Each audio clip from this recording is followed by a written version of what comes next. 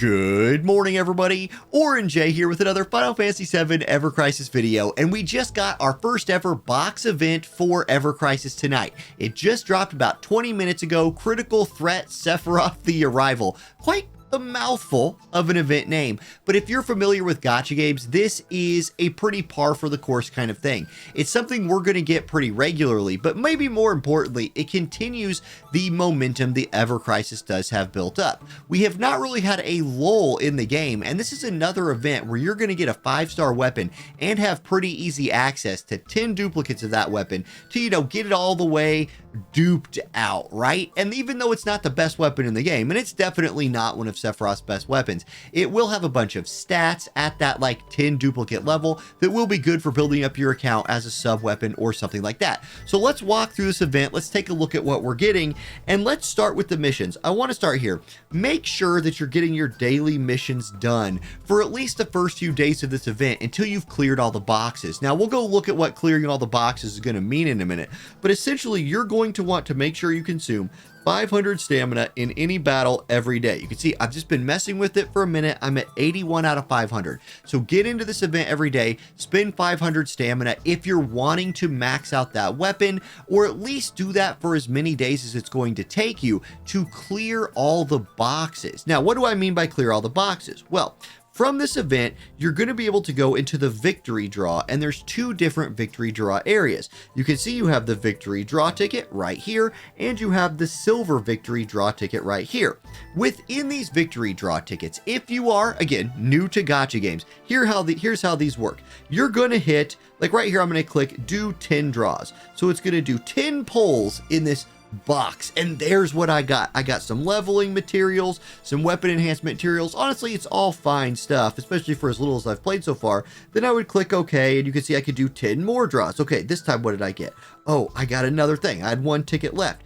Now, if I go to the prize details here, you can see that I'm currently on level 1. All those pulls I just did were on the first level of the box. I got 2 out of the 3 high-grade steels, I got 1 out of the 3 high-grade electrums, and so on down the list. You can see I'm starting to collect some of the, what are these right here? The limited prizes. Then you have the standard prizes, but what you're really looking for is this torn wing, the jackpot prize, because once you obtain the jackpot prize, it will unlock level 2, where you get to start the whole process over again. It is my recommendation that once you have obtained the torn wing, go ahead and click this level up button right here to level up to level 2 until you've collected the next torn wing and the 5 draw tickets from the jackpot prize. If you really want to stick around in here until you get all of these, what is it called, limited prizes, you can, but this is all stuff we can farm in the game.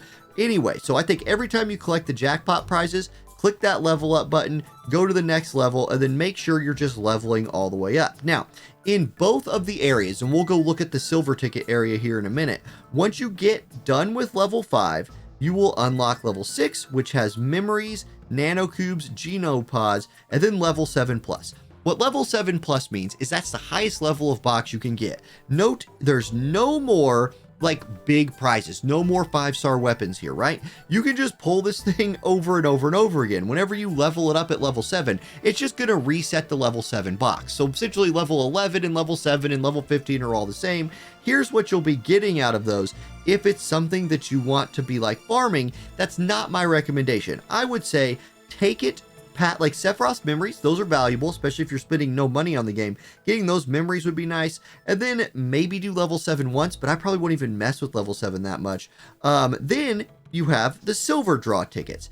In here, same kind of thing. Level 1, you're going to want to get your torn wing. Level 2, torn wing and gacha tickets. It should be looking very, very similar. I do want to point out there are Sephiroth specific weapon parts. These are very valuable. These are essentially parts you can use as generic dupes for the character. So those are definitely worth getting. And just like in the other one, you're going to want to clear this all the way down to level 7. And on this one, it's the level 7 box here does look pretty good, but these silver pull tickets are harder to get. One of the easiest ways to get them, as I mentioned before, is clearing your daily mission. Once you spend 500 a day, you will get 300 of those silver tickets, but farming them's really not that hard either. I already have some, and all I've been doing is messing around with the missions. I already have 50 of the things, And let's go to select here to the quest. There's solo quests.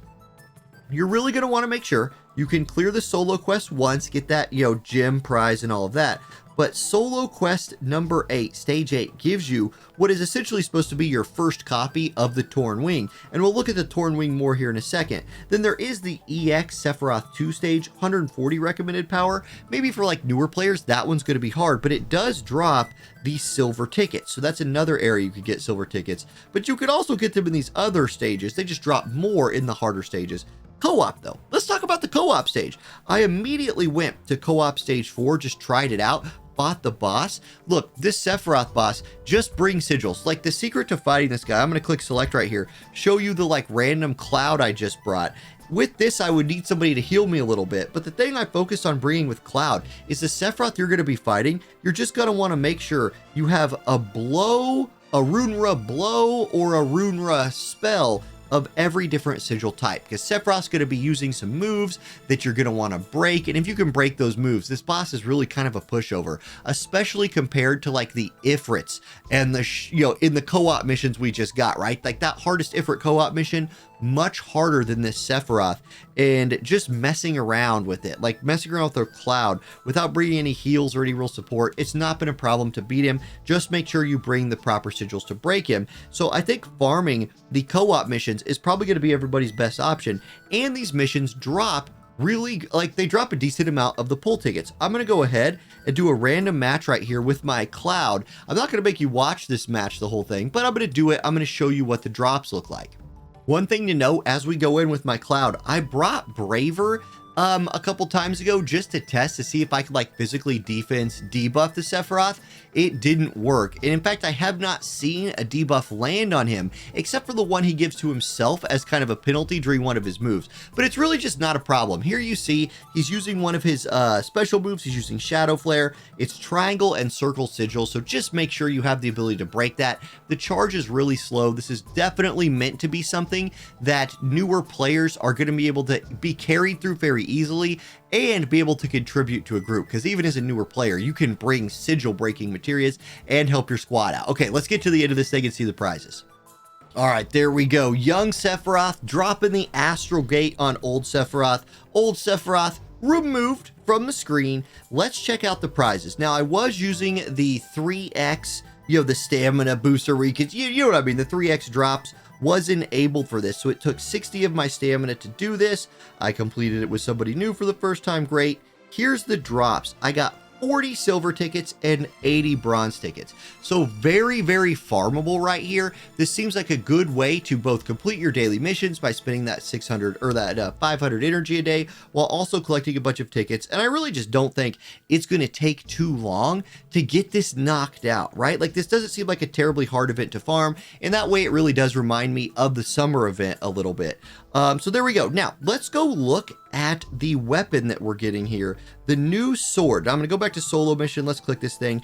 It is the Torn Wing. Now the Torn Wing has solid barrier. Let's go ahead and skip to the 10 duplicate version, because we're going to be getting all 10 duplicates. This is what you're getting. It is a physical defense increase buff, medium potency for an ally for 38 seconds. So again, continuing with like what Sephiroth is able to do, these 38-second buffs, that's what he's kind of known for at this point, and it's magic damage.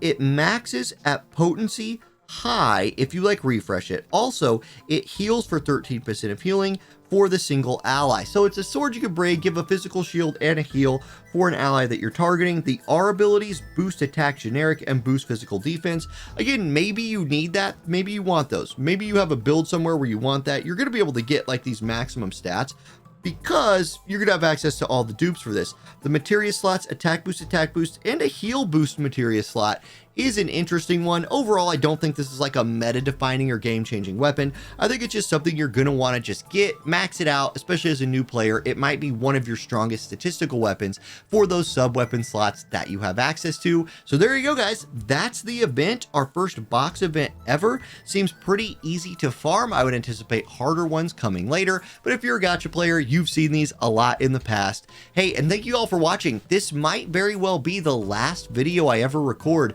in this basement, right? I'm beginning the process of moving my stuff tomorrow evening.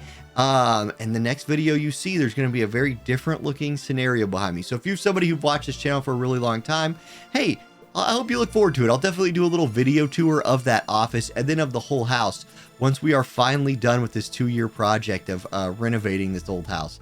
It's been a blast. It's a little emotional, right? Last video in this room. Man, that's crazy. All right. Thank you all for watching. I'll catch you next time. Peace.